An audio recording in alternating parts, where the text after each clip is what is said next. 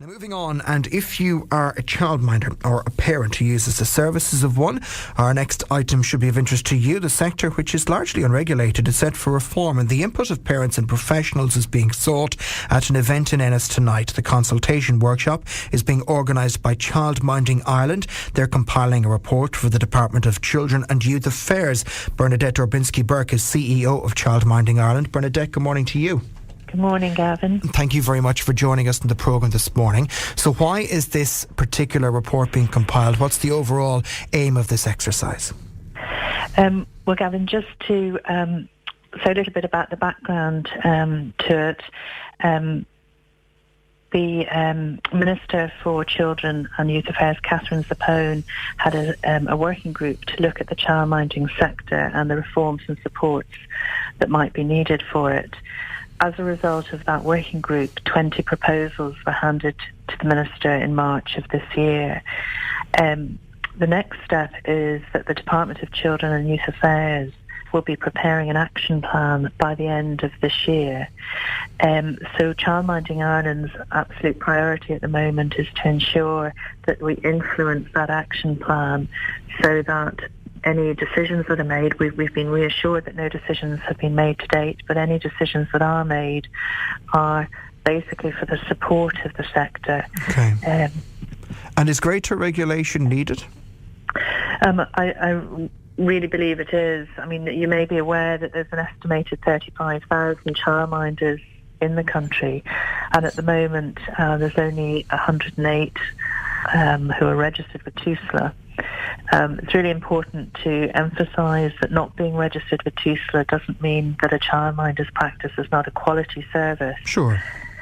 But there is no system for you unless you're minding 4 or more preschool children. And many of our members, for example, choose not to do that.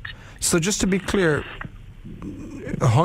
just over 100 childminders registered with TUSLA. That doesn't include creches, I presume. Are these just individuals? Yeah, when I say childminders, I'm referring to self-employed childcare providers who work in their own home. And they usually work with several different families, but they're providing a home-from-home environment for children. Okay. And the benefits include, obviously a child's individuality can flourish. You have the same person minding a child often from babyhood through national school and into secondary school. And you can be out and about in the environment, taking the children to the post office and so on. So there are huge benefits. And parents choose childminding. You can see by the numbers that it's a hugely important part of the childcare sector. And as you said, a lot of it is going on in people's homes. It has been going on in this way for a long time, where a neighbour or a family member will look after the kids. So with that background, you can probably understand why people aren't registering. Why would they when they've never done it before, basically? Yeah, and there's been absolutely no requirement for them to register, and there's been no register for them. So it's not that people are avoiding some sort of regulation. I really want to emphasise that point. Sure. It just hasn't been there for them. So what's really important, I mean, there's, I suppose, 2 reasons. There's a child protection issue. Currently there's an estimated 88,000 children being minded by childminders. And at this point in time, anybody can set up as a childminder and not even have a basic guide of vetting.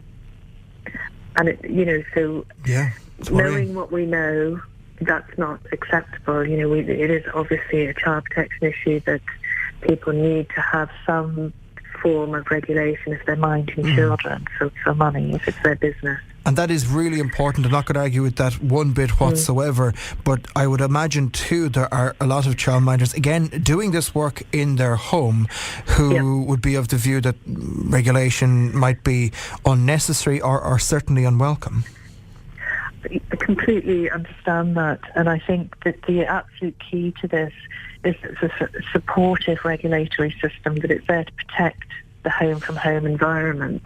These are not mini creches. We do not want homes to become creches. Parents choose to have their children in a home-from-home setting.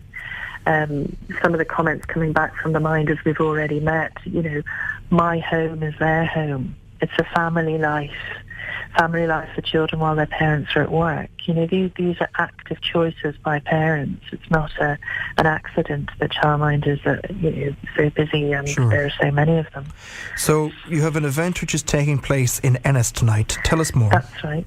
It's at Tracy's West County Hotel on the Ennis Road, and it's from 7:30 to 9:30. Anybody who's childminding is really welcome. You don't have to be a member of Childminding Ireland, and it's not in a recruitment drive or anything like that. It's genuinely to get your input.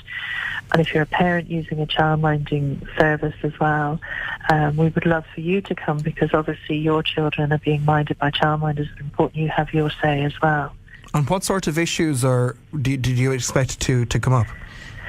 Well, tonight we're really focusing on the home-from-home environment and what that means to childminders and, you know, individual childminders, what does that mean to them? And we're also looking at recognition for childminders and what an important role they play. Because the other thing is, if you're working shifts or if you're in the public sector, fire or nursing or any role that has unsociable hours, childminders provide such a flexible form of childcare as well for people. Or it's absolutely a cornerstone for people going back to work. So we really want to protect it. It's really vital that the benefits of having it regulated, which would mean that perhaps parents using childminding service would have access to some of the government subsidies for childcare costs. Just finally then, and sorry to cut across you, Bernadette, but my time is somewhat brief, but the meeting tonight, as you say, Tracy's West County Hotel here in Ennis from 7:30. This feeds in, I presume, to the process that you outlined at the start. When might we see a conclusion to that and some recommendations? By the end of the year, apparently, is when it's due. That it's a ministerial direction to the department to have something by the end of the year, but it'll be high level. It won't have all the detail, but it'll indicate the direction. Okay, we'll keep an eye out for it, and as you say, an area affecting tens of thousands of people, one we might come back to at a later date. Bernadette, for now though, thank you very much for joining us. All the very best. Thank you. Bernadette Orbinski Burke is the CEO of Childminding Ireland. Their event, as I say, Tracy's West County Hotel from 7:30 tonight.